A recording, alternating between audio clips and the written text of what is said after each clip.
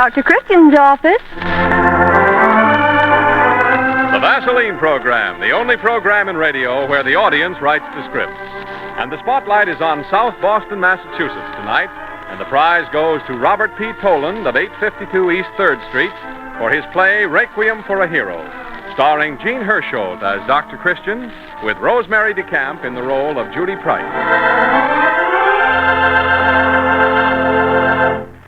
Men, dry scalp can certainly detract from your appearance.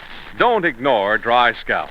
Watch for these warning signs: dry, brittle, rebellious hair, loose, unsightly dandruff, tight, itchy scalp. At the first sign of dry scalp, start using Vaseline Hair Tonic. With Vaseline Hair Tonic, you combat dry scalp. Check it easily, quickly, effectively. Vaseline Hair Tonic actually supplements natural scalp oils. Contains no alcohol or other drying ingredients. Apply just 5 drops a day. You will check dry scalp, groom rebellious hair, keep it soft and neat, combed just right. Also, a brisk Vaseline Hair Tonic massage before each shampoo helps loosen dandruff, relieves itchy tightness. Vaseline Hair Tonic gives double care, both scalp and hair. Checks dry scalp, leaves your hair natural looking, attractive, and keeps it that way all day long. Remember, more men use Vaseline Hair Tonic today than any other hair tonic in America. Try Vaseline Hair Tonic.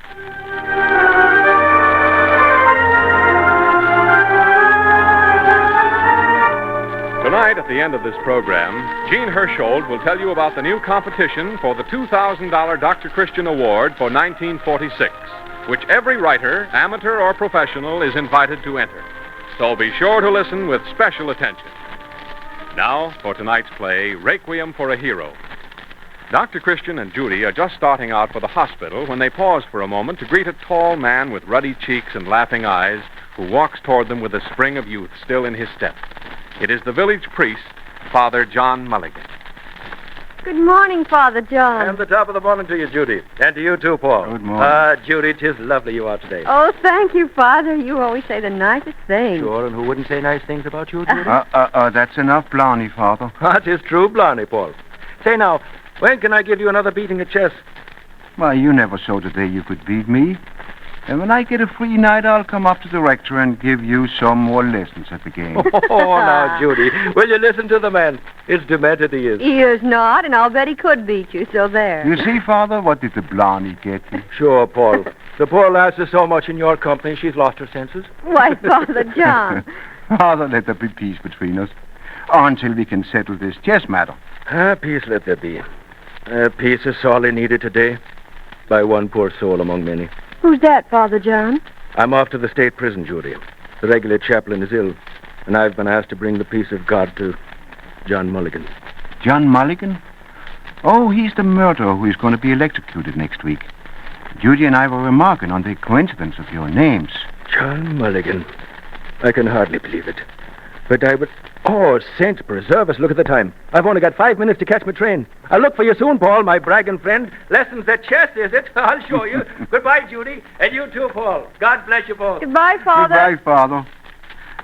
Ah, that priest is loved by everyone in Riversend. I don't know what we'd do without him.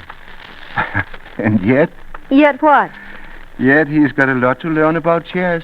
Oh, you and your chess. On my first free night, remind me that I have a date with our priestly friend. Beat me at chess, will he? I'll show him.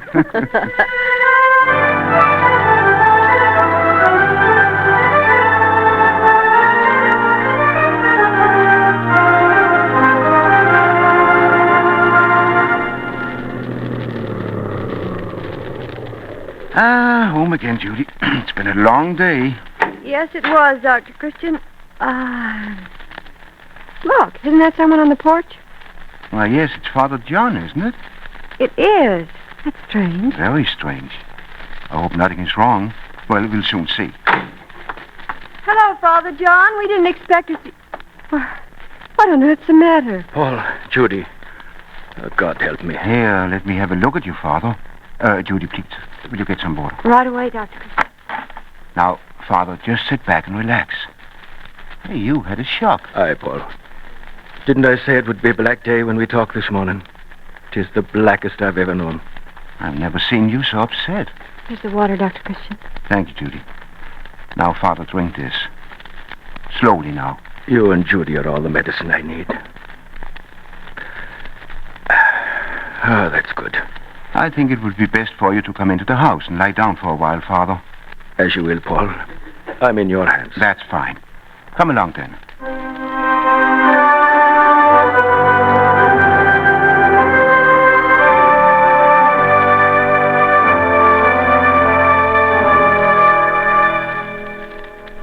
There now, the color is coming back to your cheeks. Make yourself comfortable. Sure, I'm comfortable enough, Paul, but may heaven help us. I've just seen a ghost. A ghost? Yes, Judy. But this ghost is flesh and blood. Go on, Father. I went to the prison today, as you know. I spent an hour with John Mulligan, helping him to make his peace with God. Sure, he's not at all bad. Just as I was leaving, I noticed, heaven help me, the ring. The ring, Father John? Yes, Judy. My ring. Yours? Paul, John Mulligan is my son. What? But priests don't have sons. Very rarely, Judy.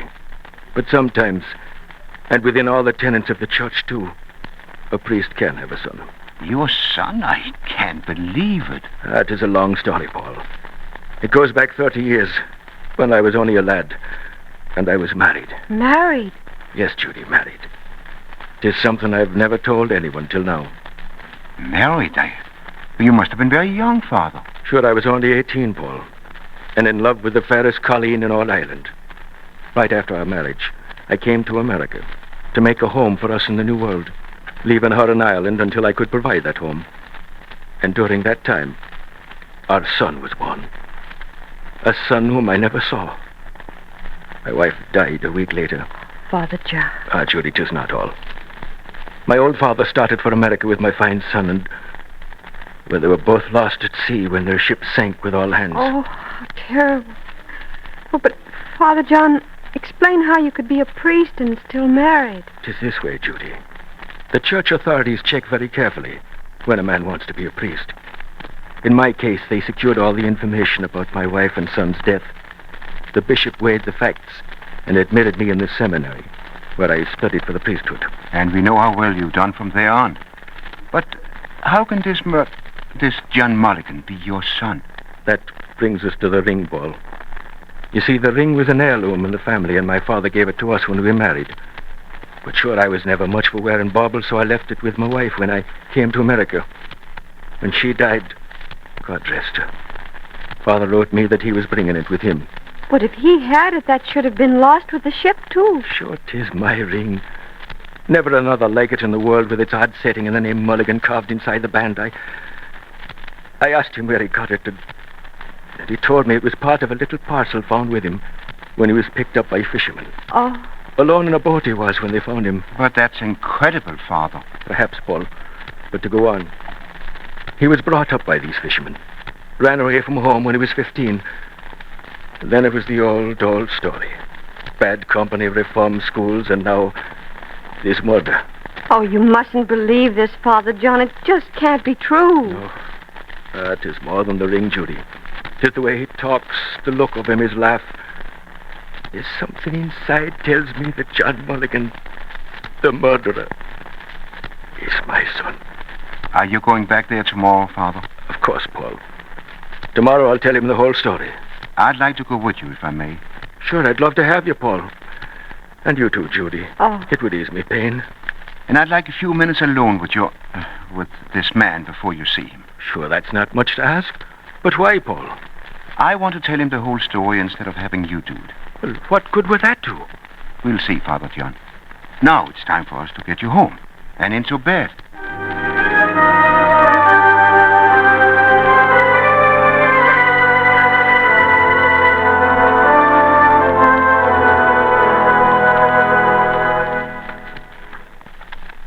In here, Dr. Christian. Thank you, God. I shan't be too long. I'm Dr. Christian of River's End. How are you, Doctor? Have a seat on the cot. Thank you. I haven't much time, so I'll come right to the point. Suits me. My time is limited, too, by about 6 days.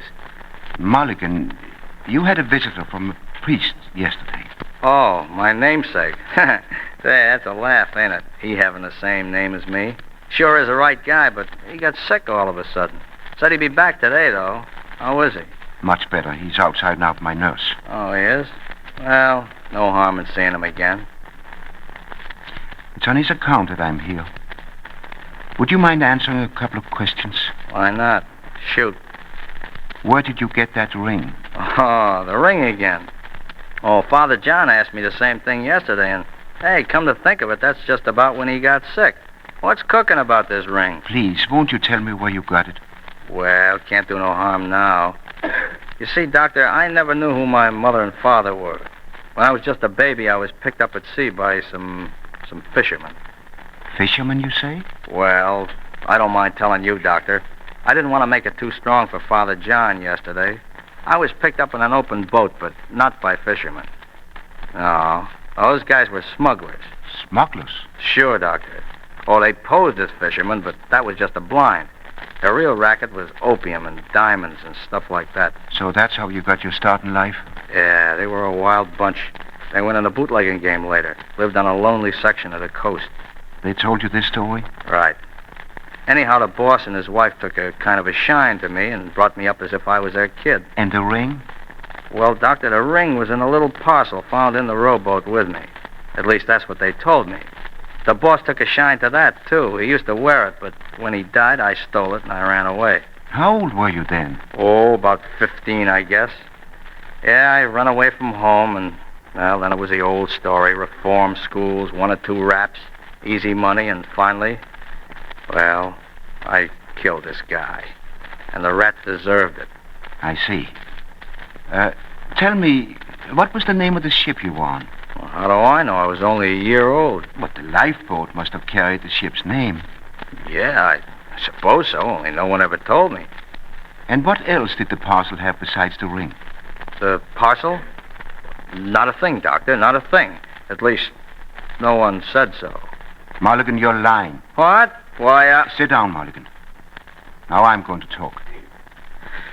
So, I'll sit down. But you better talk fast, Mr. Doctor, or you can scram out of here quick. Mulligan, Father John believes that you are his son. Huh? Say that again. Father John says you're his son. Oh, that's a laugh. How could I be a priest's son? Well, that's crazy. Not so crazy. Let me tell you the story.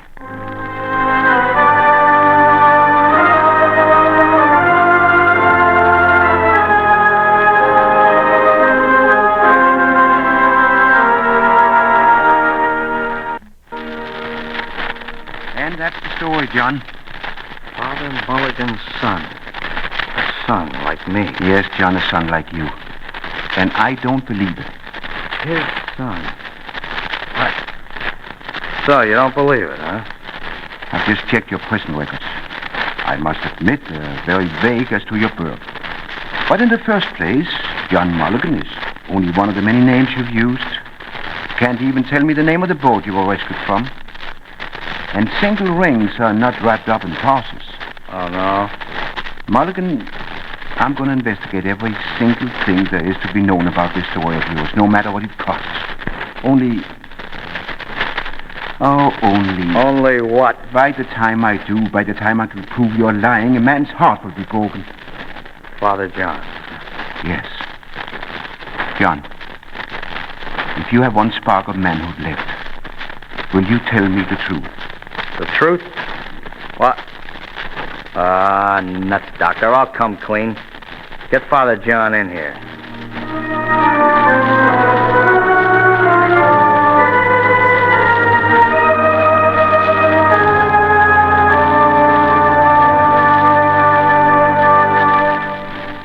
Have you told him, Paul? Yes, Father. John, you are my son. No, I ain't. What I want is the truth. The truth, do you hear? And let him talk, Father John. Never mind what my name is. That don't matter anyhow. When I pinched the ring, I called myself Mulligan to go with the name on the inside of the band, and John, well, John was the commonest name to go with that. I was the son of a smuggler, and these smugglers posed as fishermen and picked up a baby in an open boat at sea. This ring was found with the kid. And what happened to this baby? He was brung up by the boss smuggler. They named him Eddie Graham. Now, he was never bad like the rest of us. Always wanting to learn in school, and as he grew up, everybody got afraid of him. Afraid of him? Yeah. He was a dreamy kid. He used to talk about the strangest things. The women said he had second sight. Could see things that other people couldn't. But where is he now, man? I run away when old man Graham died, and when Mrs. Graham passed away, Eddie was on his own. He went to New York, and he started studying to be a lawyer.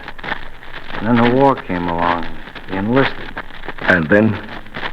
Father, Eddie Graham went down on the Wasp in the South Pacific. And in dying, he won the Navy Cross. My son is dead.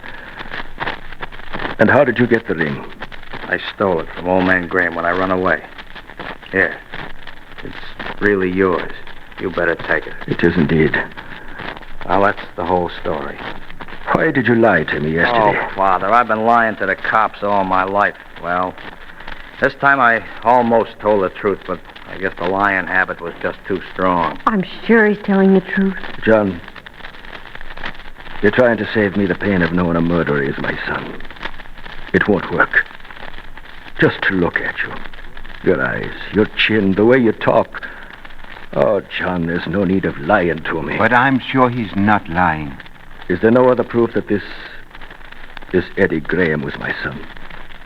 Maybe I can prove it, Father. More lies, Johnny? No, more truth. Remember I said people was afraid of Eddie because they thought he had second sight? Father, supposing I was the baby that was picked up in that boat, I couldn't possibly know what my mother looked like, could I? No, John, you couldn't. Well, Eddie Graham knew. But that's nonsense. He'd be a baby, too. Yeah, but Eddie could see things other people couldn't. He used to describe his mother to me just as if he had her by his side all the time. And he never saw her. Sure, John. That's the worst lie of all. Is it? Well, let me tell you how Eddie would describe her. He'd say, "My mother is a beautiful woman. Her hair is parted in the middle and combed straight back from her temples. Long, dark, and wavy it is. There are little wrinkles around the corners of her eyes.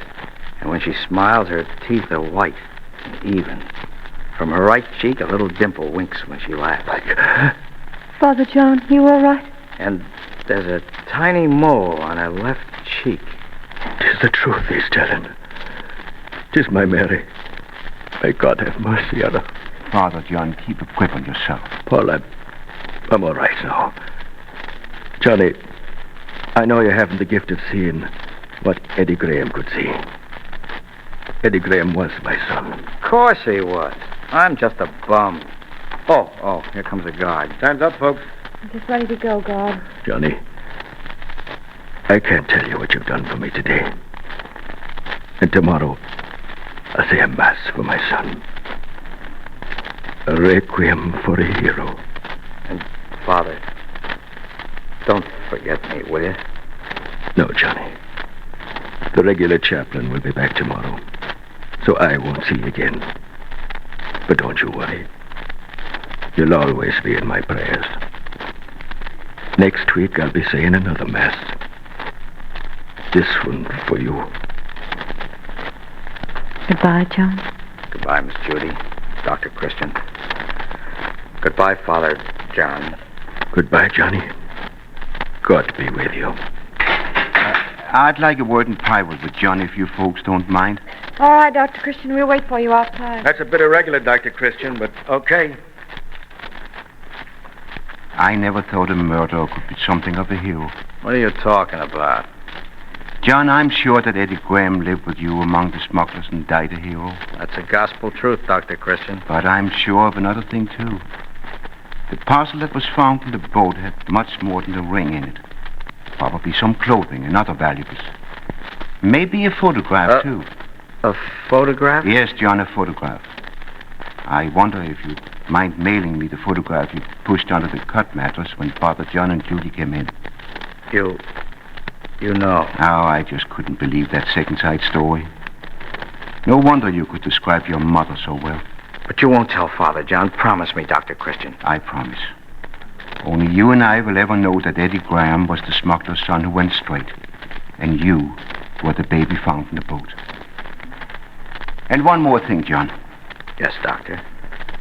No matter what your past life has been, John, today you did a heroic thing. I think Father John's Mass for you will also be a requiem for a hero.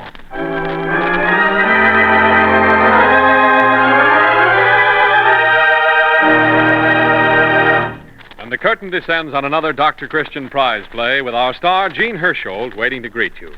But first, a word from Judy Price. Baby may have the smoothest, nicest skin there ever was, but remember, Mother, it's also the most sensitive. When baby begins to fuss and cry because his skin is red and chafed, that's your cue to apply soothing Vaseline petroleum jelly. Smooth it on tender, irritated places. Massage it into the folds of skin where clothing rubs. And, Mother, use just as much Vaseline petroleum jelly as you wish. It's pure, it's gentle, it's safe. It brings to baby's touchy skin 3 benefits. 1, Vaseline petroleum jelly soothes irritated skin. 2, it forms a protective film that helps keep out infection when the skin is broken. 3, it helps to promote quick healing. Vaseline petroleum jelly brings comfort to grown-ups' chafed skin, too. So keep an extra jar or tube handy. And remember, there are many petroleum jellies on the market, but only one bears the trademark Vaseline. That trademark, owned by the Cheesebro Manufacturing Company, is your guarantee of absolute purity. And now here is Jean Hersholt.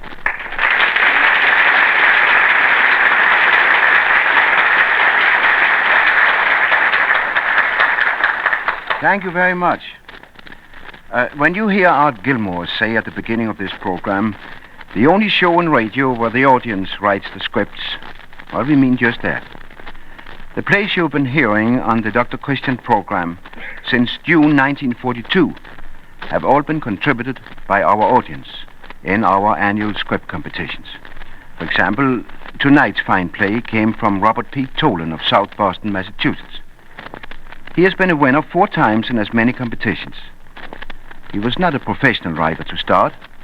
Writing is still his avocation since he's employed by the Veterans Administration in Boston. I think you will agree that he has great writing talent, which should be encouraged. And that's one of the main purposes of our annual Dr. Christian Award, to encourage writing talent and to bring new ideas and fresh writers to the medium of radio. It gives me great pleasure, therefore, to announce tonight the 5th annual competition for the $2,000 Dr. Christian Award. The competition closes on March 31st, 1946. The winner will be selected by a prominent committee of experts whose names will be announced later. In addition to the $2,000 winner, other scripts chosen for presentation on the Dr. Christian program will be paid for at not less than $150 nor more than $350. And the competition is open to everyone. Write for the folder of rules to the Dr. Christian Award, 17 State Street, Zone 4, New York City. Next Wednesday evening, we plan to present a new prize play, The Hoofer, by Kathleen Rollins of Denver, Colorado. Same time and same station. And until then, I'll say good night. Don't forget that address Jean Hersholt just gave you, folks. If you wish to enter a radio script for the $2,000 Dr. Christian Award for 1946, write for the folder of rules to Dr. Christian Award, 17 State Street, Zone 4, New York City. Don't delay. Write tonight. Art Gilmore speaking. This is CBS, the Columbia Broadcasting System.